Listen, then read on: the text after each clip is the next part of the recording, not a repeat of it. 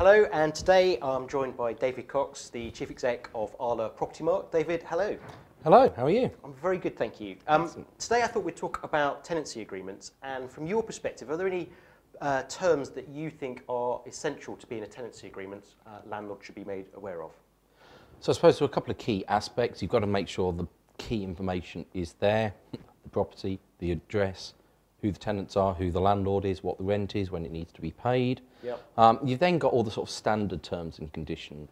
Some things that a lot of landlords fall foul of on a regular basis is specific exclusions. So, no smoking, no pets, no wall hangings. Just putting that is classed as an unfair term under the Unfair Contract Terms Act of 1977. Yep.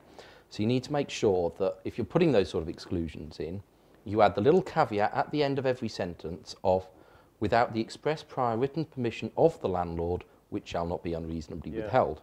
Then that you're will covered. Then, absolutely. Fine, a useful top tip there. And also, one thing that we see a lot of Upad is people wanting to use the same agreements that they used previously and previously and previously. Now I think the ARLA tenancy agreement is updated at least twice a year.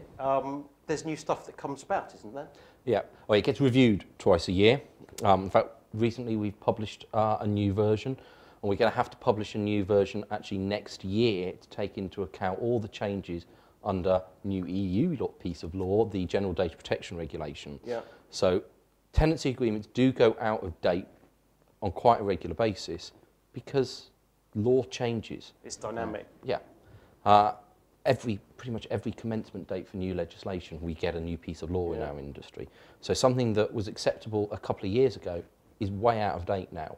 And certainly I've heard of landlords, I've been using this tenancy agreement for 10 years. Yeah, well, likewise. It's wildly out of date now. You need a new one. Indeed.